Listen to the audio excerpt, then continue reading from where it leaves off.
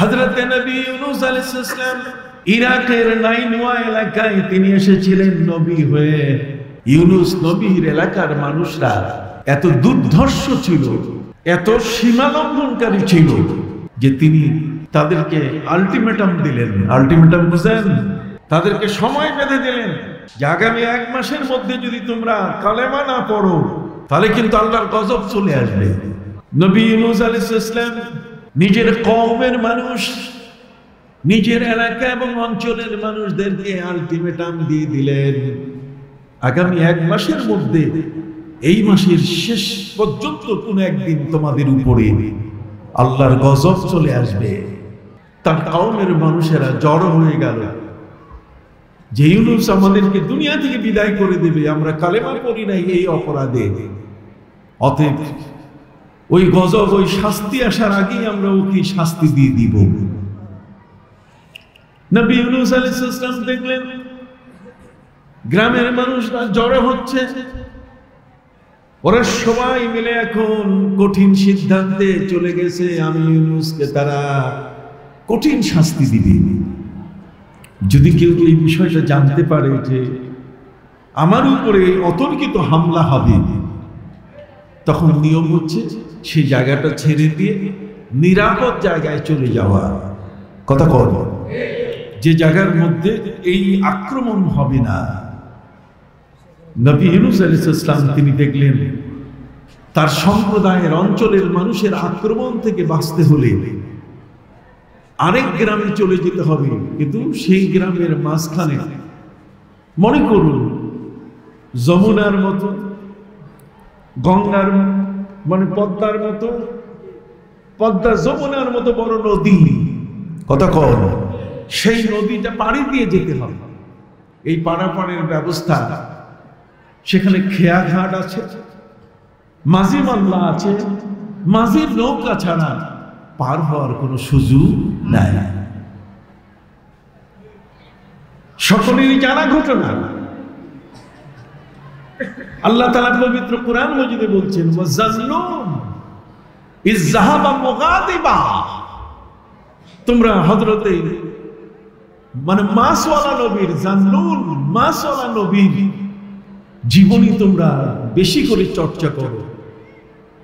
ইয যাহাবা মুগাদিবা, যখন তিনি গোসা হয়ে তার নিজের গ্রাম ছেড়ে বের হয়ে গেলেন, তিনি তার গ্রামে থাকবেন না।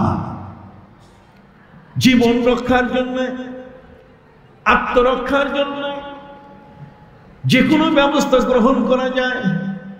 হযরত নবী ইউনূস আলাইহিস সালাম তিনি তার আত্মরক্ষা, জীবন রক্ষার জন্য সিদ্ধান্ত নিলেন এই গ্রামে আর থাকা যাবে না, এদের অত্যাচার বড় কঠিন, এদের আক্রমণ এবং হামলা যে কোনো সময় হতে পারে। এই জন্য নবী ইউনূস আলাইহিস সালাম সিদ্ধান্ত নিয়ে নিলেন যে তিনি নদী পাড়ি দিয়ে ওপারে চলে যাবেন জীবন রক্ষার জন্য। নবী ইউনূস আলাইহিস সালামের এই সিদ্ধান্ত সঠিক কিনা একটু হাত তুলে বলেন। নবী ইউনূস আলাইহিস সালামের এই সিদ্ধান্ত সঠিক কিনা? সঠিক। দেখেন আপনারা সবাই বলছে সঠিক, কিন্তু আল্লাহ বলছেন এটা সঠিক হয় নাই। আল্লাহ বলছেন ইউনূস নবীর এই সিদ্ধান্ত নেওয়া সঠিক হয় নাই। আল্লাহ তাআলা এটাকে ন্যায়সঙ্গত মনে করেন নাই। ইউনূস নবী যদি পালায় যায় তাহলে এখানে আল্লাহর শক্তি দুর্বল, এটা প্রমাণিত হয়। আপনি বুঝতেছেন কিনা? আল্লাহর শক্তি কি দুর্বল, এটা প্রমাণিত হয়। আল্লাহ বলছেন আমি তো এমন আল্লাহ, যুল কুওয়াতিল মাতিন, আমি প্রচন্ড শক্তির অধিকারী, আমি প্রবল শক্তির অধিকারী, আমার শক্তির কাছে জগতের কিছুই নাই। আমি যদি বলি ইজা আরাদা শাইআন আন ইয়াকুলা লাহু কুন ফায়াকুন, আমি কোন বলবো হয়ে যাবে সাথে সাথে। কাজে ইউনূস নবী গ্রাম ছেড়ে চলে গেল, এটা আল্লাহ পছন্দ করেন নাই। আমরা পালায় গেলে আল্লাহ কিছু বলতেন না। আমি আপনি আমরা এই সিচুয়েশনে, এই পরিস্থিতিতে যদি গ্রাম ছেড়ে পালায় যেতাম, আল্লাহ বলতেন থ্যাংক ইউ, কারণ পবিত্র কোরআন মজিদে আল্লাহ পাক রব্বুল আলামিন বলে দিয়েছেন, ওয়ালা তুলকু বিআইদিকুম ইলাত তাহালুকা, তোমার নিজে তোমার জীবনটাকে শেষ করার দিকে ঠেলে দিও না। কথা কোন? ওয়ালা তুলকু বিআইদিকুম ইলাত তাহালুকা, আমি মারা যাব এমন জায়গায় আমার যাওয়া উচিত হবে না। আমি নৌকা দিয়ে নদী পার হচ্ছি, সেখানে এত বেশি যাত্রী, এই নৌকাটা নদীর মাঝখানে ডুবে যেতে পারে। যদি আমি বুঝি তাহলে সেই নৌকায় আরোহণ করা, এই নৌকায় উঠা যাবে না। বাবা, আপনি কি বুঝতে পারছেন? প্রচন্ড মারামারি হচ্ছে, রাস্তা গোলাগুলি হচ্ছে, যে কোনো মুহূর্তে একটা গুলি আমার বুকে লাগতে পারে, কাজে সেখানে যাওয়াটা ঠিক হবে। এটি হচ্ছে আত্মরক্ষা, জীবন রক্ষা, এটি মূল বিষয়। আল্লাহ বলবেন, খবরদার তোমার জীবনটাকে ধ্বংসের দিকে ঠেলে দিও না, মৃত্যুর দিকে ঠেলে দিও না। আমরা কিন্তু দেই, আমরা কি দেই বুঝেন?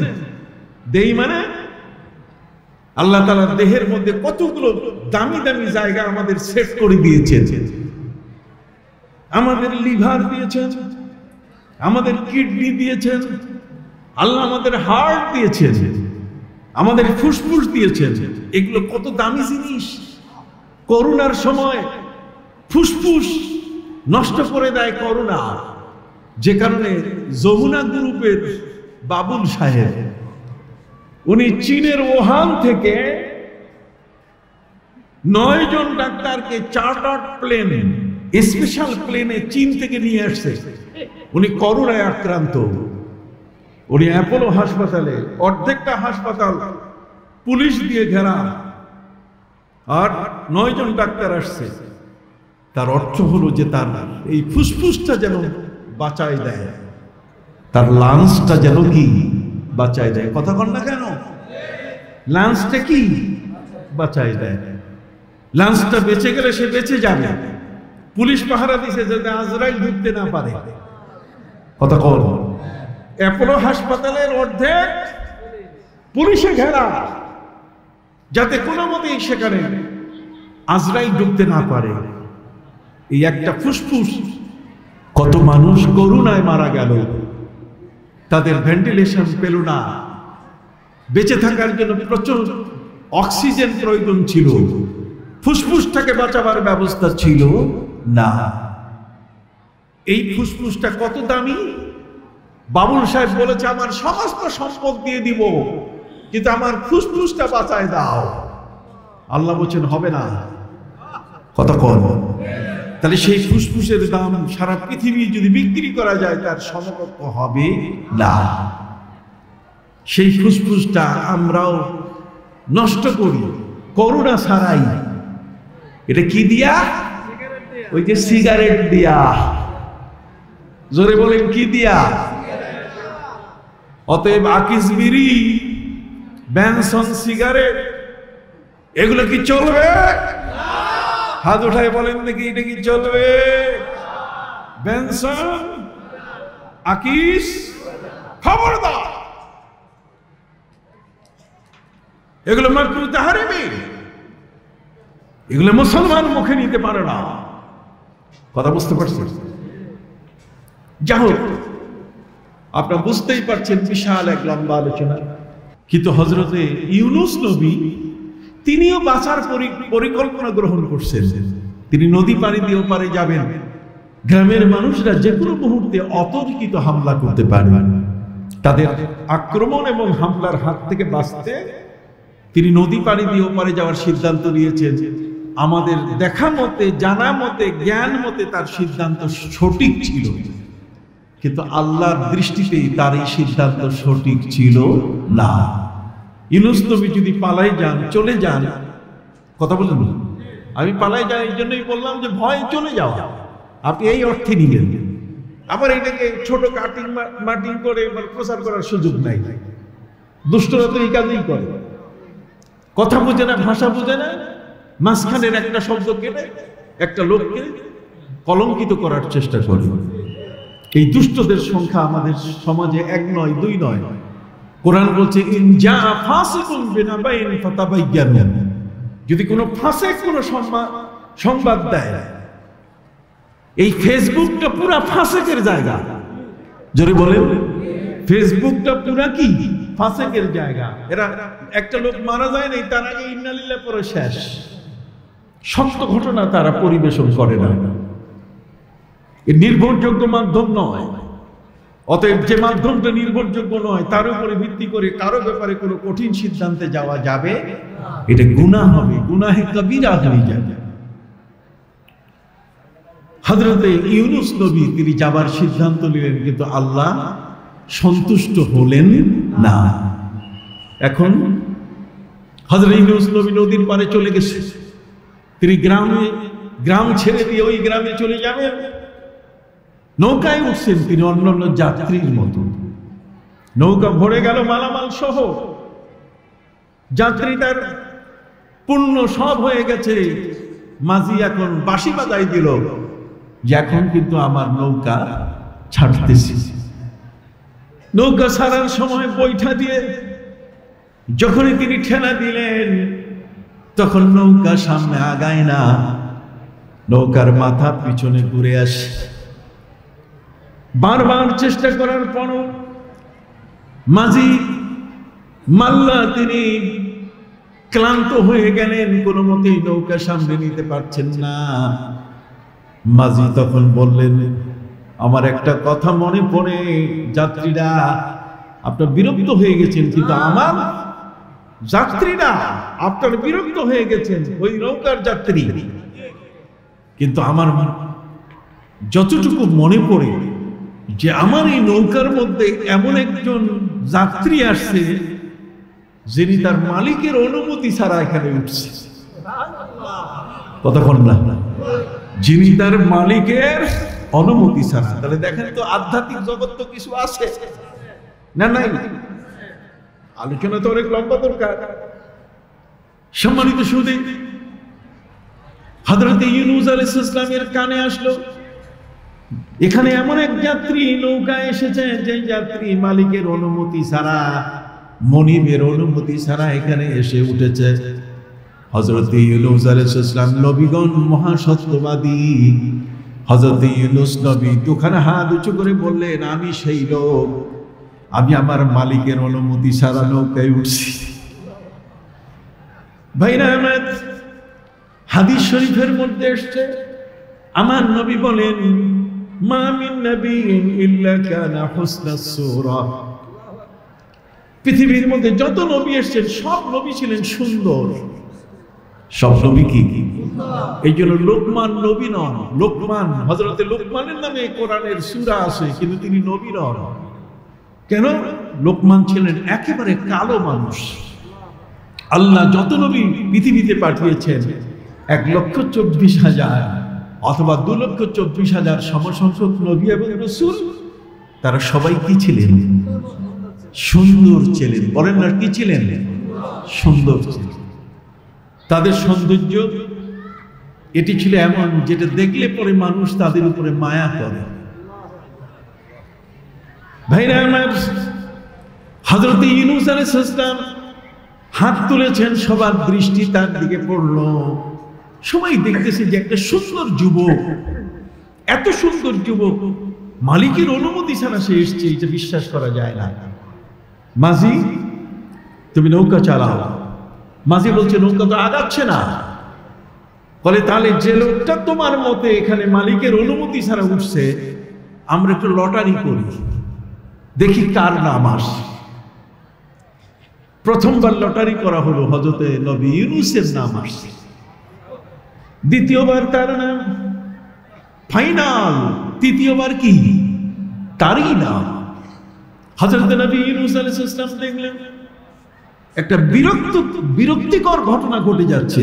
যাত্রীরা আর কতক্ষণ ধৈর্য ধরবে? দেখেন না, বাসে চড়ার পরে আগায় আর পিছায়, আগায় আর পিছায়, যাত্রী বিরক্ত হয়ে যায় ড্রাইভারের উপরে, কন্ডাক্টরের উপরে, ঠিক কিনা? অতএব মাঝির উপরে নৌকার যাত্রীরা বিরক্ত হয়ে গেছে। হযরত নবী ইউনূস আলাইহিস সালাম বলেন, আমার নাম এসে গেছে, আমি যা বলছি সত্য, অতএব আপনারা যান। তাহলে তুমি কি করবে ভাই? আমি সাঁতার দিয়ে পার হয়ে যাব। সাঁতার দিয়ে পার হয়ে যাবে কেমনে? উনি ওই যে নৌকার মাথা আছে, ওই মাথা থেকে তিনি লাফ দিলেন নদীতে। যখন তিনি নদীতে লাফ দিলেন, লম্ফ দিলেন, এই লাফ দেওয়ার সাথে সাথে আমার আল্লাহ বলেন, হায় ইউনুস তো এমনি নৌকা চলে না, তারপরে সাঁতরাই এসে পার হবে, আমি তো এটা দেব না। সুবহানাল্লাহ বলেন, আমি তাকে নৌকায় পার হতেও যেমন দেব না, আমি তাকে সাঁতরাইয়া পার হতেও কি দিব না। একটু বড় করে সুবহানাল্লাহ বলেন, কি চমৎকার। হযরত নবী ইউনূস আলাইহিস সালাম যখন লাফ দিলেন, আমার আল্লাহ ওই নবীকে আল্লাহ কিভাবে পবিত্র রাখেন, এই জন্য নবী ইউনূস আলাইহিস সালামকে কালিমা মুক্ত করার জন্য আল্লাহ পবিত্র কোরআনে আয়াত দিয়ে দিলেন, ওয়াজান্নুন, তোমরা মাসালা নবীর জীবনী পড়ো। ইযহাবা মুগাযিবা, তিনি যে নৌকায় গিয়েছিলেন, গোসা হয়ে গিয়েছিলেন, রাগ হয়ে গিয়েছিলেন, আল্লাহ বলছেন রাগ হয়ে ওই পর্যন্ত গেছে, যাওয়াটাই স্বাভাবিক। আল্লাহ বলছেন এই জন্য তোমরা ইউনূসকে কোনো ভৎসনা করবে না। সুবহানাল্লাহ বলেন। দেখছেন আল্লাহ তার বান্দাকে কি চমৎকার বাঁচায় দেয়। নবী আদম আলাইহিস সালামকে আল্লাহ বাঁচায় দিয়েছেন, ফাসা আদম ওয়া লাম নাজিদ লাহু আজমা। আদম সীমা লঙ্ঘন করেছেন, নিষিদ্ধ গাছের ফল খেয়েছে, গন্ধম ফল। আল্লাহ বলছেন এটা তার মনের ইচ্ছা ছিল না, ওটা তার বউ খাওয়াইছে। দেন নবীকে আল্লাহ পার করে দিলেন। সুবহানাল্লাহ বলেন, যাতে আপনি কোনোদিন নবীদের উপরে কালিমা লাগাতে না পারেন। আল্লাহু আকবার বলেন। মালিকের সাথে সম্পর্ক থাকলে কি হয়, কিভাবে মালিক বাঁচাই দিচ্ছেন। হযরত ইউনূস আলাইহিস সালাম মাছের পেটে বন্দী। মাছের পেট, এ সম্পর্কে কোরআনের আয়াত আসছে। সুবহানাল্লাহ। মাছের পেটে কোরআনের আয়াত যেটা আসছে মাছের পেট সম্পর্কে, নবী ইউনূস আলাইহিস সালামের অবস্থান সম্পর্কে পবিত্র কোরআনের মধ্যে আল্লাহ বলছেন, ফি যুলুমাতিন সালাস। ইউনূস নবীকে যেমন আমি নৌকায় পার হতে দেই নাই, ঠিক এমনি করে সাঁতার দিয়েও আমি তাকে নদী পার হতে দেই নাই, বরং আমি ইউনূস নবীকে মাছের পেটে বন্দী করলাম। আর বন্দী করার পরে এমন একটা জেলখানায় তাকে রাখলাম, কোরআন বলছে ফি যুলুমাতিন সালাস, এই জেলখানাটা তিনটা অন্ধকারের ভিতরে। কয়টা? আবার বলেন, তিনটা অন্ধকারের মধ্যে। কোরআনের আয়াত ফি যুলুমাতিন সালাস, তিনটি অন্ধকারের মধ্যে একটা অন্ধকার হলো নবী ইউনূস আলাইহিস সালাম যখন লাফ দিয়েছিলেন তখন বেলা শেষ হয়ে গিয়েছিল, সন্ধ্যা হয়ে গিয়েছিল, এক অন্ধকার। আরেকটা হলো পানির তলের অন্ধকার, আরেকটা হলো মাছের পেটের অন্ধকার। কোরআন বলছে ফি যুলুমাতিন সালাস। সুবহানাল্লাহ। এখন এই তিন অন্ধকারের মধ্যে যদি কেউ এরকম অন্ধকারে কেউ বন্দী হয়, তাহলে সেই লোকটা মনেই করতে পারে যে মাছের পেটে যখন চলে গেছি এত বিশাল অন্ধকার, এখন বোধহয় মুনকার নাকির আমারে প্রশ্ন করতে আসবে যে কেমন তোমার রব কে। কি বলেন ঠিক না? নবী ইউনূস আলাইহিস সালাম তিনি মনে করেছিলেন যে আমি ইহকালে নাই, আমি পরকালে চলে আসছি। কথা বল, আমরা তো অতীতকাল, বর্তমান কাল আর ভবিষ্যৎ কাল, কিন্তু ইমানদারের কাল হলো দুইটা। জোরে বলেন, ইমানদার ব্যক্তির কাল কয়টা? একটা হলো ইহকাল, আরেকটা কি? পরকাল। নবী ইউনূস আলাইহিস সালাম তিনি মনে করেছেন তিনি ইহকালে নাই, পৃথিবীতে নাই, তিনি এখন পরকালে চলে গেছেন, মারা গেছেন। কিন্তু কোকড়া হইয়া লাফ দিতে গিয়ে পায়ে গুটাইয়া তিনি পড়ছেন, তার পায়ে ছিল বাতের ব্যথা। মাছের পেটের মধ্যে যাইয়া ব্যথা এত বাড়ছে যে পা সোজা করা ছাড়া উপায় নাই। যখন উনি পা সোজা করে ফেলছেন, পা সোজা হয়ে গেছে, তখনই তিনি বুঝতেছেন কিরে আমি তো মরি নাই, আমি তো এখনো বেঁচে আছি, আমি তো এখনো ইহকালে আছি, কিন্তু পানির নিচে, অতএব পানির নিচে অবস্থান করছি, আমি বেঁচে আছি, আল্লাহর ইবাদত আমার জন্য মাফ হয় নাই। মনে আছে কথা যে পানির নিচেও ইবাদত করতে হবে। কি বলেন? পানির নিচেও কি ইবাদত করতে হবে? হযরত নবী ইউনূস আলাইহিস সালাম তিনি যখন বুঝতে পারলেন আমি মরি নাই, যত বড় পানির নিচে অন্ধকারের ভিতরে আমি থাকি না কেন, এবারে নবী ইউনূস আলাইহিস সালাম আল্লাহকে ডাক দিয়ে বললেন, প্রভু রে, আমি বুঝতে পারছি তোমার ক্ষমতা কত বড়, তুমি যে কি পারো, তোমার ইচ্ছা ছাড়া আমার ইচ্ছার কোনো মূল্য নাই। কোরআন বলে দিয়েছে, ওয়ামা তাশাউনা ইল্লা আন ইয়াশা আল্লাহু রাব্বুল আলামিন। কোন আয়াত নাই আপনি কোরআন পড়েন না, কিন্তু ওই কোরআনের রিচার্জ নাই তো আমাদের কাছে। সম্মানিত সুধী বন্ধুরা আমার, এই জন্য আমি আপনাদের খেদমতে আরজ করতে চাই, হযরতে নবী ইউনূস আলাইহিস সালাম যখন বুঝতে পারলেন পানির ভিতরেও আমি কি আছি, জীবিত আছি, জিন্দা আছি, তাহলে জিন্দা থাকলে নামাজ তো মাফ হয় নাই। এবার আল্লাহকে কোন ভাষায় কিভাবে বলছে দেখেন, এটার নামে মারিফত, এটার নামে দরবার শরীফ। দরবারে এই কথাগুলো বলা হয়, অনেকেই তো অনেক ওয়াজ করে, কিন্তু দরবার শরীফের ওয়াজ সবটা নয়। নবী ইউনূস আলাইহিস সালাম মাছের পেটে, তিনি তো ইচ্ছে করলে পারতেন যে চেয়ারে নামাজ পড়ে না মানুষ, একটু কোমরে ব্যথা হইছে, মাটিতে সেজদা দিলে কত সুন্দর ইবাদত, তা না করে উনি চেয়ারম্যান হইয়া গেছে মসজিদে। কথা বলেন না? মসজিদে উনি চেয়ারম্যান, ওনার চেয়ার লাগবে, অথচ সেজদা করার মতো আরাম, সেজদা করার মতো এত সুন্দর একটা অবস্থান, একটা সূরত, একটা রূপ, এটা যে কত চমৎকার। কথা বল।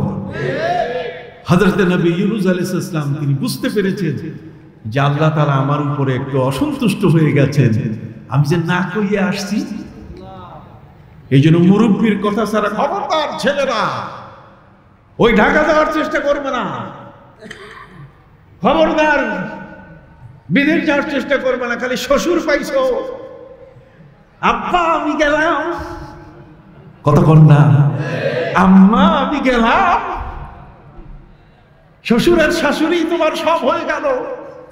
আর যে মায়ের নাভি ছেঁড়া সন্তান তুমি, যে মা তোমাকে ইউনিভার্সিটি পড়ালো, তুমি গোলা পানির ডাইল খাইছো, মা তোমার কারণে, তোমার কথা মনে করে মেহমান আসছে, মুরগার গোশত তাদেরকে খাওয়াই দিছে, নিজে খায় নাই।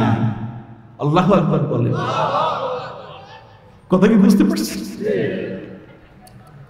হযরত নবী ইউনূস আলাইহিস সালাম তিনি বুঝতে পারলেন আমি যে কাজটা করেছি আল্লাহ তাতে সন্তুষ্ট হন নাই। এই জন্য দুইবারে আমি আটকা গেলাম, একটা হলো নৌকাতে, আর একটা হলো কি মাছ, আমি তো পার হইতে পারলাম না। এখন অন্ধকারের ভিতরে থেকে আমার সেই মুনিবকে আমি কিভাবে খুশি করতে পারি, আমার আল্লাহকে আমি খুশি করতে পারি কিভাবে? এই জন্য তিনি একটি পদ্ধতি বের করলেন। সুবহানাল্লাহ বলেন। তিনি একটা সিদ্ধান্ত গ্রহণ করলেন। সেই সিদ্ধান্তটা তিনি এবার আল্লাহকে ডাক দিচ্ছেন।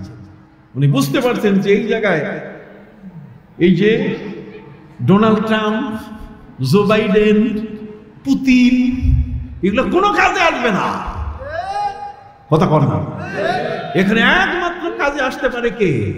আল্লাহ। এই জন্য তিনি অন্ধকারের মধ্যে মাছের পেটে আল্লাহকে ডাক দিয়ে বলছেন, ইয়া রব। কি শব্দ? হযরতে নবী ইউনূস আলাইহিস সালাম মাছের পেটে আল্লাহকে ডাক দিচ্ছেন কোন শব্দে? রব। তিনি ডাক দিচ্ছেন, ইয়া রব ইন্নী ইত্তাখাযতু বাতনাল হুত মাসজিদা মা লাম ইয়াত্তাখিযু আহাদুন মিনান নাস। হযরতে নবী ইউনূস আলাইহিস সালাম মাছের পেটে থাকা অবস্থায় তিনটি অন্ধকারের মধ্যে তিনি বুঝতে পেরেছেন আমি এখন আটকা পড়েছি এবং এই পৃথিবীর কোনো ব্যক্তি, পৃথিবীর কোনো শক্তি আমাকে আটক করে নাই, আমি আটকা পড়েছি আল্লাহর শক্তিতে। তিনি আমাকে আটক করেছেন। অতএব আটক করলে সেই মুনিবের কাছে দরখাস্ত ছাড়া উপায় নাই। আর মুনিব সবচেয়ে পছন্দ করেন কি? সেজদা। যেটা বলেন মুনিব সবচেয়ে পছন্দ করেন কি? সেজদা। এই জন্য আল্লাহ পবিত্র কোরআন মজিদে যারা সুফি, রাতের বেলায় যারা ইবাদত করে, তাদের একটা শব্দ তুলে আল্লাহ তাআলা এবং এর পাশাপাশি আরেকটি শব্দ উল্লেখ করে তিনি তাদের ইবাদতের প্রশংসা করেছেন। সুবহানাল্লাহ বলেন। আসুন বলে দেই, পবিত্র কোরআন মজিদে আল্লাহ বলে দিয়েছেন وعباد الرحمن الذين يمشون على الأرض هونا وإذا خاطبهم الجاهلون قالوا سلاما والذين يبيتون لربهم سجدا وقياما। আল্লাহ বলছেন রাতের গভীরে অন্ধকারের মধ্যে যারা সিজদায় পড়ে আল্লাহকে ডাক দেয়, দাঁড়িয়ে দাঁড়িয়ে আল্লাহকে ডাক দেয়। সুবহানাল্লাহ বলেন। والذين يبيتون لربهم سجدا وقياما। অতএব রাতের গভীরে আল্লাহর নামে যদি কোনো ব্যক্তি সিজদায় পড়ে যায়, সেই সিজদাটার মূল্য অনেক বেশি। হযরত নবী ইউনূস আলাইহিস সালাম বুঝতে পারছেন যে এই বন্দী দশা থেকে বাঁচার কোনো উপায়, আমাকে আটক করেছেন কে? আল্লাহ। বন্দী করেছেন কে? কাজেই তার বন্ধন থেকে, তার বন্দী থেকে মুক্তি পেতে গেলে সবচেয়ে যে অত্যন্ত গ্রহণযোগ্য, আল্লাহর সাথে সাথে কবুল করে নিতে পারি আমি, সে কাজটা আমার করতে হবে, আর সেটা হলো সিজদা। এই জন্য তিনি আল্লাহকে বললেন, ইয়া রব ইন্নী তাখাযতু বাতনাল হুতি মসজিদা, হে আমার রব, এই মাছের পেটটাকে আমি মসজিদ বানাইয়া সিজদা করলাম। সুবহানাল্লাহ। ইয়া রব ইন্নী তাখাযতু বাতনাল হুতি মসজিদা, মাছের পেটটাকে আমি মসজিদ বানালাম। কথা বল না।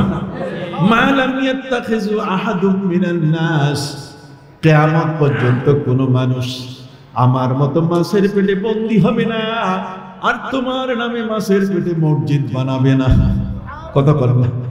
তোমার নামে মাছের পেটকে কোনোদিন মসজিদ বানাবে না।